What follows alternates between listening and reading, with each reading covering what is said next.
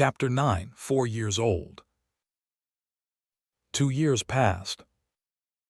They passed the way years pass for a man with a purpose, and no one to share it with, slowly in the living and quickly in the remembering.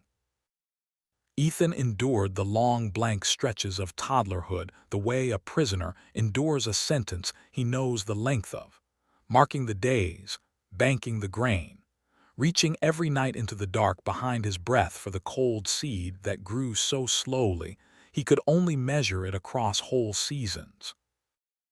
And then, almost without his noticing the threshold, he was 4 years old, and everything was different because 4-year-olds could act. He could walk now and run, clumsy but real. He could speak, carefully, always carefully, in the simple bright half-sentences of a clever child, and never one word past it. He could open doors, climb chairs, carry things, go where he was set down and a little way past it. After 2 years of being a mind trapped behind a body that would not obey, the sudden small freedom of it was intoxicating, and Ethan had to school himself hard against the intoxication, because freedom was the new danger. A toddler who seemed wise was a charm. A 4-year-old who acted wise was a problem. He learned the new boundary the way he learned everything, by watching faces. In the early weeks of being 4, he made mistakes, small ones, but he saw them register. He used a word too large, and watched his mother's smile pause half a beat before it caught up. He solved a problem too neatly, too fast, and saw the daycare woman's eyes go thoughtful in a way he did not like. Each time some adult filed a quiet little note, "That one's unusual." And unusual, repeated often enough, became that one should be looked at and looked. It was a road that led to tests, to specialists, to a file with Ethan Cole's name on it and a question mark beside it. Exactly the kind of light he had spent 2 years staying out of. So he built a self. A public Ethan, calibrated grain by grain like everything else. Bright, yes. There was no hiding bright, and a little brightness was an asset. It made people listen, but bright in the ordinary, sturdy, believable way of a sharp kid from a good home.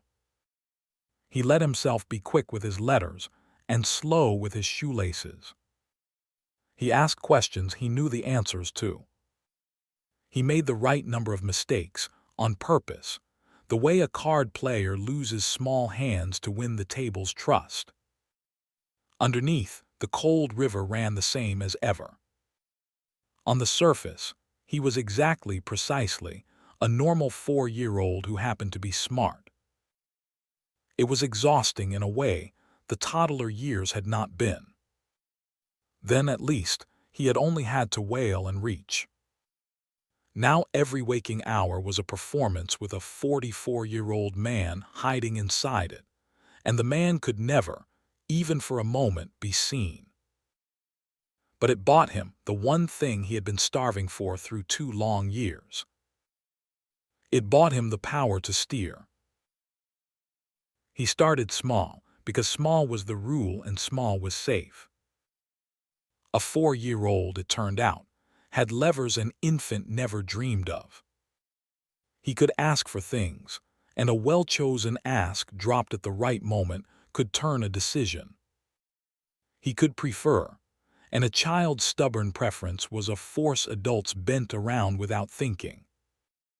He could be present in a room where choices were made, underfoot and overlooked, and let a comment fall at exactly the angle that nudged a conversation half a degree toward where he needed it to go.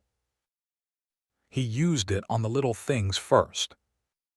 He steered his father away from a Saturday job Ethan remembered ending in a wrenched-back, "Daddy, stay home. I want to go to the park." And David, charmed, stayed home, and his back was fine.